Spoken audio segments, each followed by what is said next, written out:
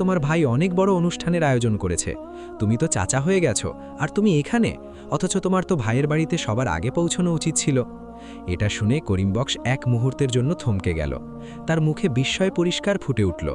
এই খবর সম্পর্কে সে একদম বেখবর ছিল। তার মনে খুশিও জাগল, আর এক অজানা ব্যথাও, কিন্তু সে তা প্রকাশ হতে দিল না। করিম বক্স গ্রামের লোকেদের কথা শুনে সাথে সাথে নিজেকে সামলে নিল, আর হালকা হাসির সাথে উত্তর দিল, হ্যাঁ ভাই, আমাকেও যেতে হবে। শুধু খেতে একটু কাজ বাকি আছে, ওটা শেষ করেই আসছি। তার গলায় আপাত স্বস্তি ছিল, কিন্তু মনের কোনো কোণে এক হালকা খোঁচা অবশ্যই লাগল। গ্রামের লোকদের একজন খুশি হয়ে বলল, জলদি কাজ শেষ করে এসো ভাই, শুনেছি জালালউদ্দিন খুব সুস্বাদু খাবার বানিয়েছে, আর পুরো গ্রামকে দাওয়াত দিয়েছে। করিম বক্স মাথা নেড়ে বলল, এটা তো খুব ভালো কথা, তোমরা চলো, আমি আসছি। যেই গ্রামের লোকেরা সেখান থেকে এগিয়ে গেল, করিম বক্সের হাসি ধীরে ধীরে ম্লান হয়ে গেল। তার মুখ শুকিয়ে গেল, চোখে চিন্তার ছায়া খেলতে লাগল।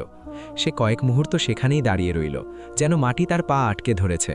তারপর মনে মনে ভাবতে লাগল, এটা তো খুব খুশির খবর, আমার বড় ভাইয়ের ঘরে ছেলে এসেছে, আমি আবার চাচা হয়ে গেছি।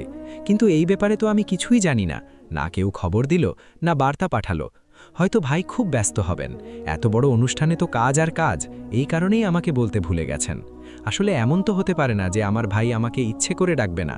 সে নিজেকে সান্ত্বনা দেওয়ার চেষ্টা করছিল, যেন মনকে বিশ্বাস করাতে চায় যে এই অবহেলার পেছনে কোনো খারাপ উদ্দেশ্য নেই, শুধু ব্যস্ততা আছে, বাধ্যবাধকতা আছে। এই চিন্তায় ডুবে সে ঘরের ভেতরে ঢুকল। কাঁচা ঘরের ভেতরে সরলতা ছড়িয়েছিল। রহিমা, যে তার স্ত্রী ছিল, ঘরের কাজে ব্যস্ত ছিল। করিম বক্স এসেই কথা তুলল, আরে শুনছ, তুমি শুনেছ তোমার ভাবির ছেলে হয়েছে? কিছু গ্রামের লোক এদিক দিয়ে যাচ্ছিল। আমরাও কেন যাই না বড় ভাইয়ের ওখানে, শুনেছি খুব ভালো খাবার রান্না হয়েছে। বাহ! রহিমার মুখ এক মুহূর্তের জন্য খুশিতে উজ্জ্বল হয়ে উঠল, কিন্তু সাথে সাথেই এই খুশিতে গাম্ভীর্যের ছায়া পড়ে গেল।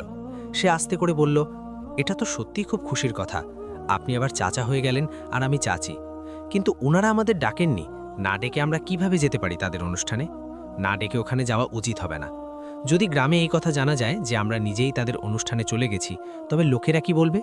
তার গলায় খুশির সাথে দ্বিধাও ছিল, আর মনের দুঃখ। করিমব্যাক্স সাথে সাথে নরমভাবে উত্তর দিল, বড় ভাই এত বড় অনুষ্ঠান করছেন, আর এত বড় অনুষ্ঠানে পুরো কাজের দায়িত্ব ওনার ওপরেই থাকে। তুমি জানো না ওনার কাছে কত কাজ হবে? এই ব্যস্ততার কারণেই আমাদের বলতে ভুলে গেছেন।